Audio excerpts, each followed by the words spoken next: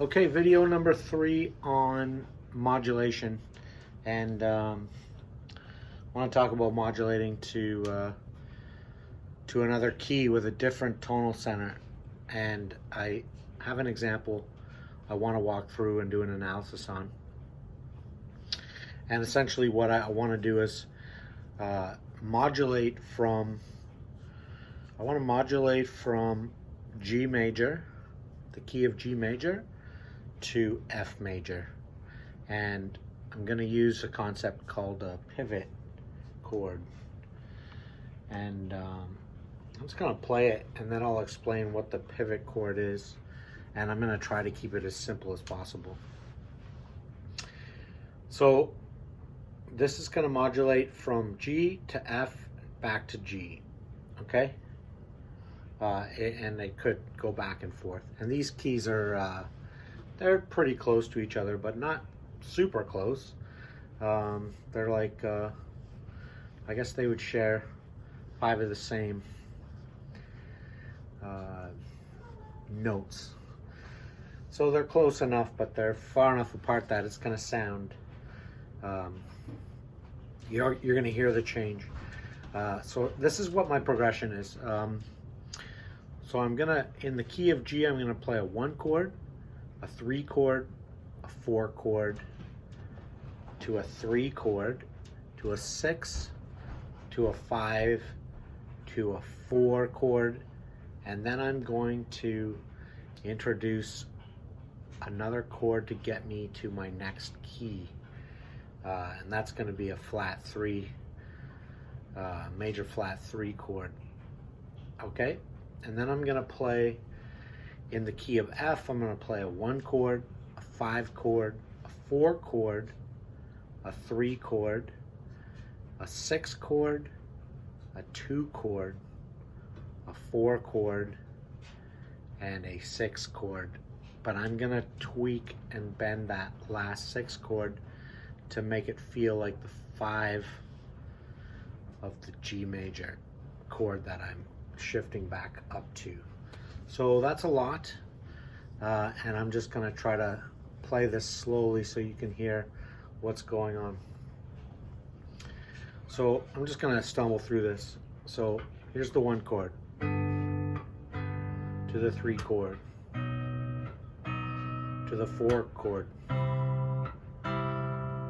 to the 3 chord, to the 6 chord, to the 5 chord, to the 4 chord. Here's the flat 3. It's going to get me to my F major. 1 chord, 5 chord, 4 chord, 3 chord, 6 chord, 6 chord to the 2 chord, to the 5 chord, to the 6 chord, back to the G. So I'm just going to play that through without stopping. I want you to listen for these key changes. So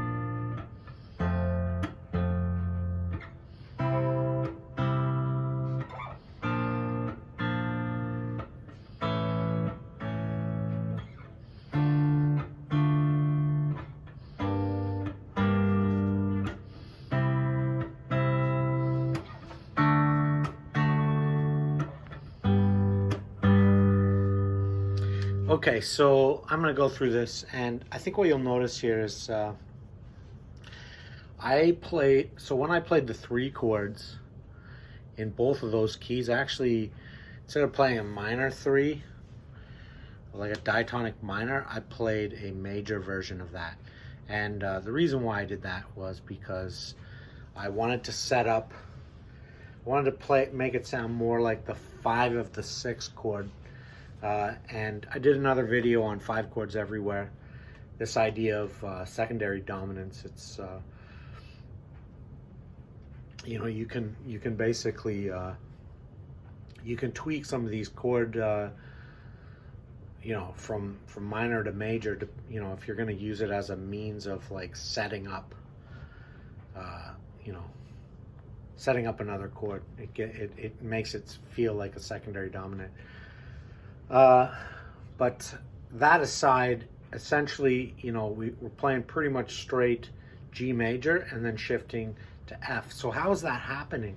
So you'll notice that, so let me talk really quickly about pivot chords and what the idea is there. And the idea of modulating using pivot chords is instead of just making an abrupt key change, you can use a pivot chord to find a chord that is common in both keys and leverage that as a means of like getting you into the next key. And so in this case, I used the 4 chord of the G in the 7th bar, and use that as a pivot chord and set it up to sound like the 5 of the F by going from what would be F would be the 5 to the 4 to the 1. So I kind of use this 5-4-1 turnaround to get me to that F. But this chord here is the 4 of the G major. So as soon as you hear these two majors side by side, it tells our ear, oh, we're now in a new key. So that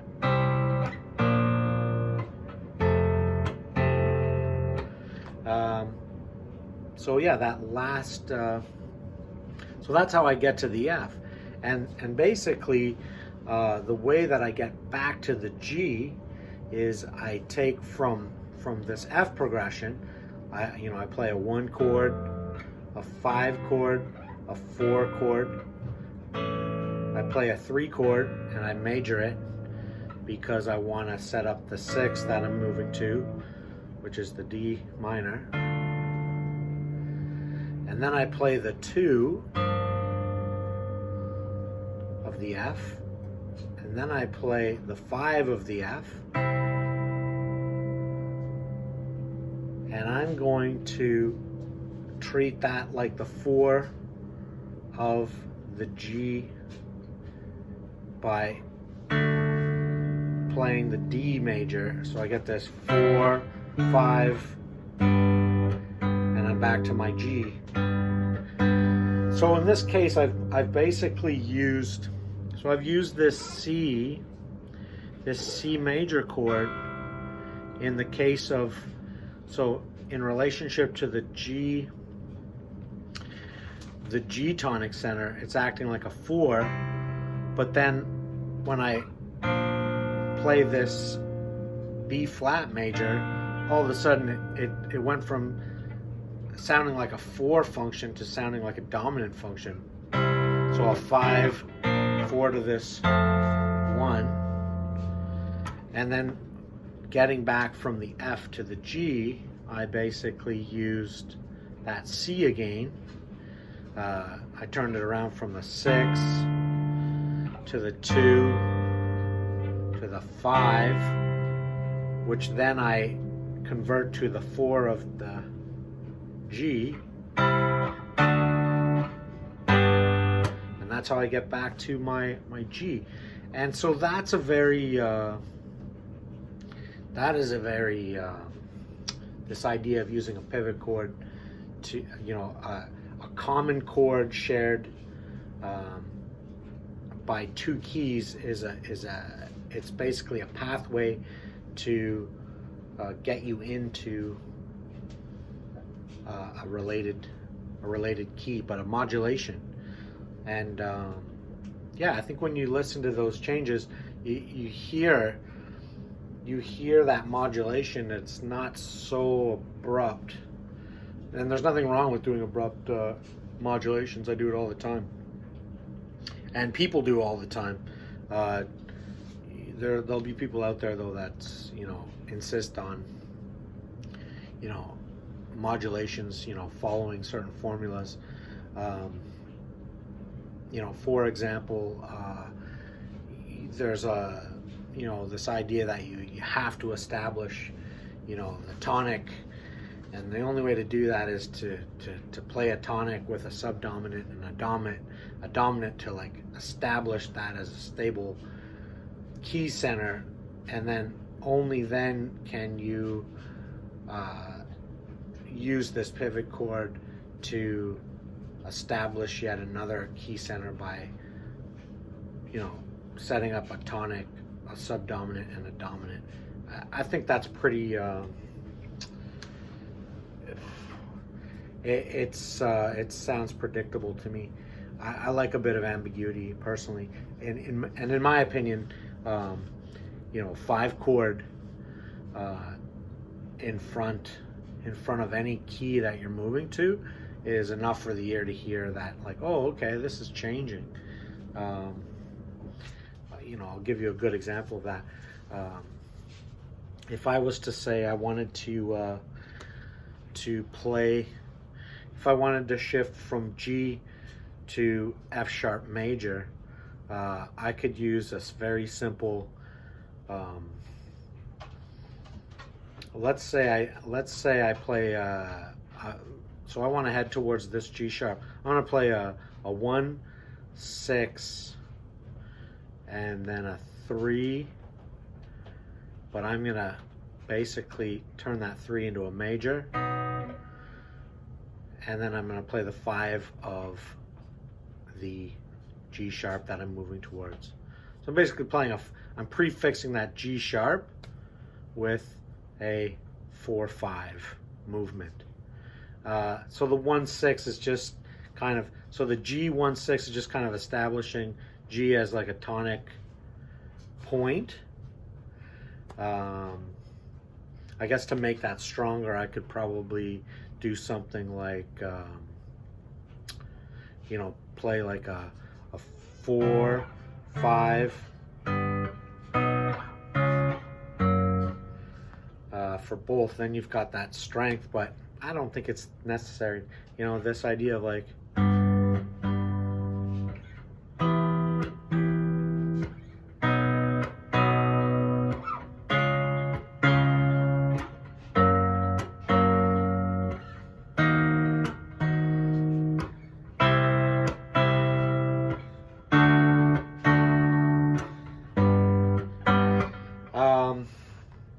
so that's another way of looking at it, more a less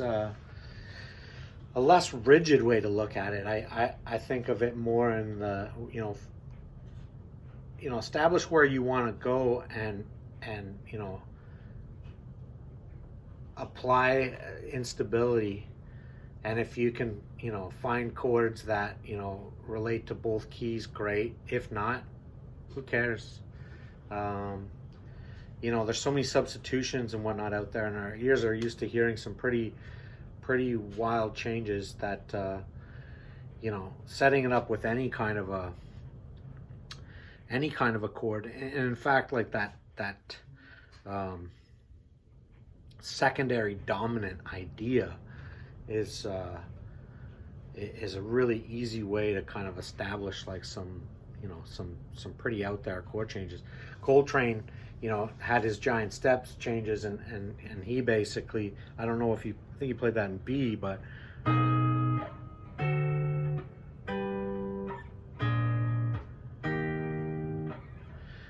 he made some big movements there, and all he did was prefix those big key changes with a 5 chord. You could do it with a 4-5 or a 2-5. The point is, he's setting this up, and our ears hear it. It's not that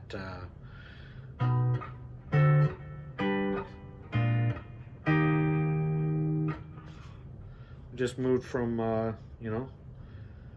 B to, what is that, G? Yeah, so B major, G.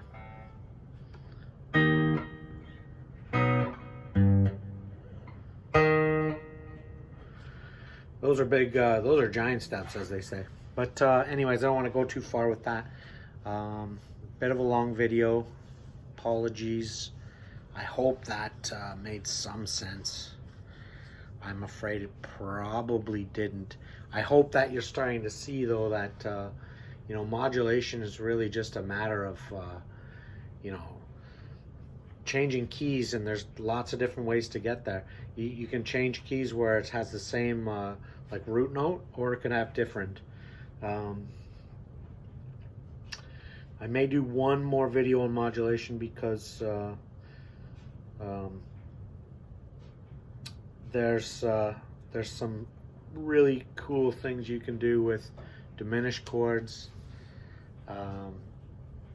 and augmented chords, because they can sort of they can occupy multiple locations at once, which kind of open up some really interesting opportunities for modulation. So I'll probably do one more video and look at that. Maybe look at dominant chord, you know, tritone substitutions as another option for modulating too. Okay, so until that video, complaints, kick me's, whatever. Maybe this is sinking in, maybe it's not. We'll see.